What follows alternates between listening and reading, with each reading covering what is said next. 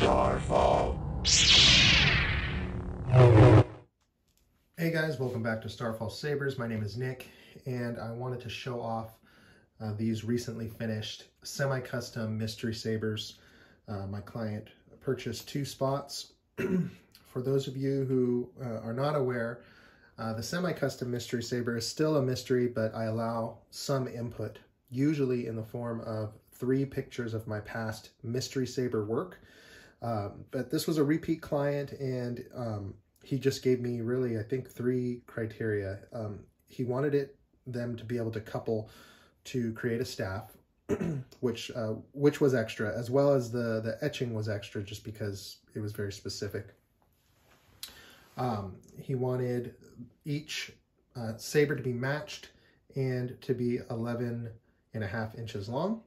And then as far as the overall look, basically just High Republic themed with gold, kind of gunmetal gray, and turquoise.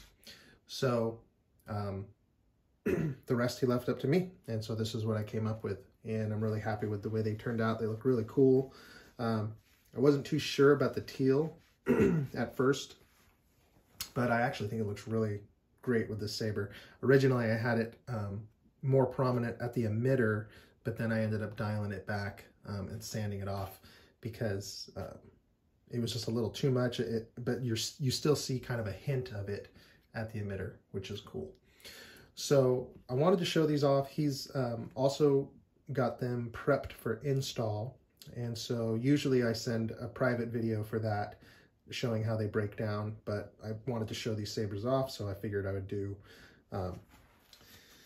it both at the same time. So first things first, so these switches, they're not included in the saber, but I drilled them for these Phil Guinness brass switches. He also makes them in silver and copper. You've probably seen them a lot in my builds. They're really beautiful, and I like the ease of use. They do come with a washer and nut, so you could secure from the back, but really I found they can be a press fit.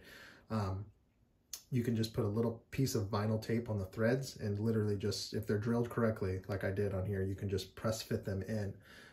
I have these loosely fit because I'm going to pop them out, but I gave my client the link where he can buy them and press fit them in until he gets them installed, because I don't think he's getting it installed right away. So just to show you the hilts here, again, they're both going to be identical. I'll show you the crystal chambers on both of them though. 1032 set screw for the blade retention. This is an 832 set screw for the NeoPixel holder. Of course, you got your switches here. 1032 set screw for the rear grip. And the pommels also come off on this because it's going to screw together for the coupler here, which I'll show you in a bit. But first, let me show you these crystal chambers. Got a nice fat crystal in here. You have see the brass rods for wire pass through behind it. If you're going to just have them on display, you can tighten it up here, and just, you wouldn't want to swing the saber around this way, but you can, if they're sitting on your shelf, you can have them in crystal display mode, which is kind of nice.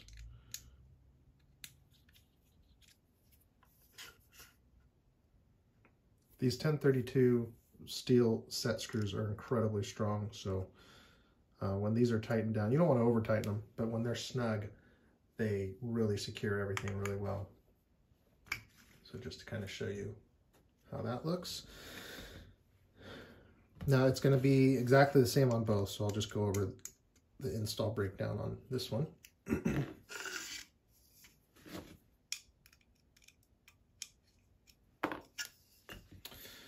So you have a metal chassis sleeve here. I know the installer that my client's going to use likes to do like a fully removable chassis, where it'll have the PCB pins that'll be able to just completely remove. You have a removable battery. For strength reasons, I went ahead and just had the chassis sleeve extend all the way down. You've probably seen in some of my videos where you can have a removable battery with a static chassis. But because this becomes a staff, I wanted just the added strength of that going all the way down. On both of these, the crystal chamber module, there is a ground down set screw right here, and it's recessed on the module itself. So you can remove that module, remove the set screw, be real careful because it's a super tiny set screw, and then drop the module out to make it easier to wire up. There's a little cradle right underneath this brass section here where you can put your pixel accent. You can glue it in there. So that is pretty much it for the install. Pretty basic. But what I'd like to show is how this becomes a staff configuration. Oh, the etching, Chris Skinner did the etching based off, I just did like a little mock-up sketch. I know that we wanted, my client wanted a High Republic theme. And so I just looked at some of the imagery that is available online, the Jedi logo, and then this is kind of like the High Republic logo. So we doubled it, and then I thought kind of this tribal-ish pattern would look really good with it. So I sketched something up, and then Chris is awesome, and he made it look really good. So really happy with that. And then he had sent me another etched piece from some artwork from the Clone Wars, I believe, in the background of this one shot with Yoda, I think at a Jedi temple, I believe he said. And I ended up utilizing that for the coupler, which turned out really cool. Very strong aluminum and steel coupler. So, just so you know, the way this lines up, the High Republic kind of little logo here, this little arrowhead, lines up right in line with the crystal chamber, which is, it's not a big deal, but the way I've designed it is that when it's coupled together, it'll all clock to this orientation. So yeah, the crystal chamber in line with the arrow and the logo here in this brass switch. And it doesn't have to be super exact, but tighten that down.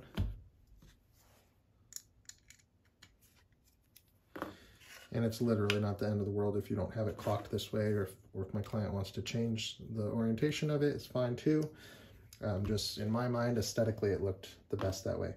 Now, the pommels, this is a matched pair, but the pommels, you can interchange them, but the D-ring alignment is going to be different if you do that. So it's not meant to be a quick thing to change this into a staff. It's just kind of like if you want to go out dual wielding, or if you want to go out in a staff configuration, just take a couple minutes to make sure everything is aligned right. But you know that this pommel goes with this saber, and likewise with this one, if the D-ring is in line with the, on the back side of the spine here. So basically, if the D-ring's in line with the tribal opposite the spine, then you know that you have the right pommel for that saber.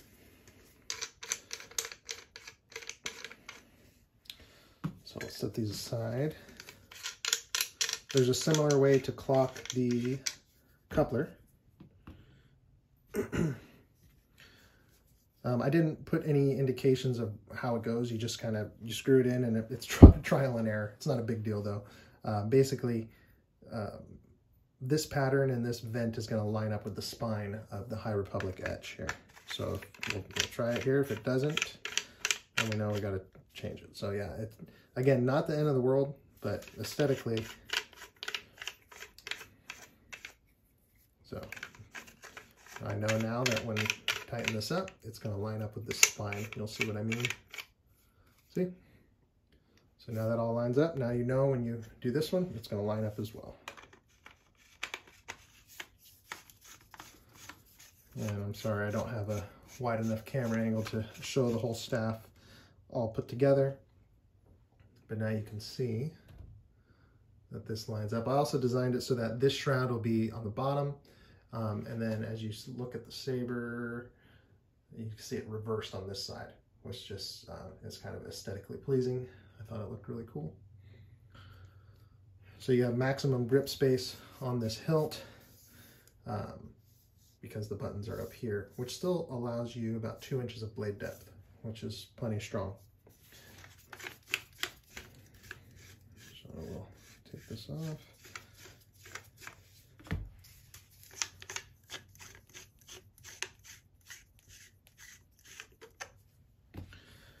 And let's match the pommels up. So I'll show you what I mean, I guessed. But if it's lined up correctly, okay, so that's not lined up correctly. Again, it's not the end of the world though, because you're not going to be pressing this button against your leg if you have it on your belt. But I know now that this one goes to the other one. And my client might want to make a mark on the inside maybe, like a little Sharpie mark here and here, if that's a big deal. I just view it as part of the fun.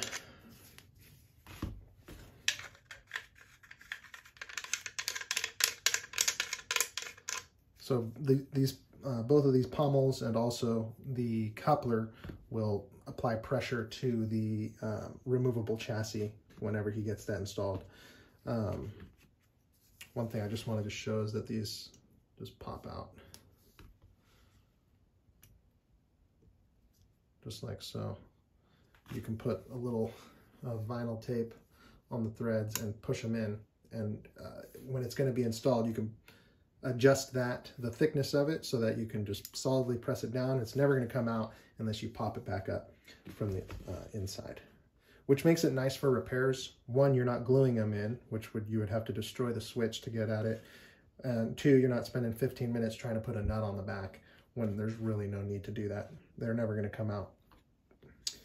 All right, guys, well, thank you so much for watching. And if you watched my update video, just kind of lets everyone know where I'm at on my build log. Again, feel free to message me anytime. Other than that, I will be building and showing sabers off as I complete them. So thanks so much for the support and the patience, and we'll see you on the next one.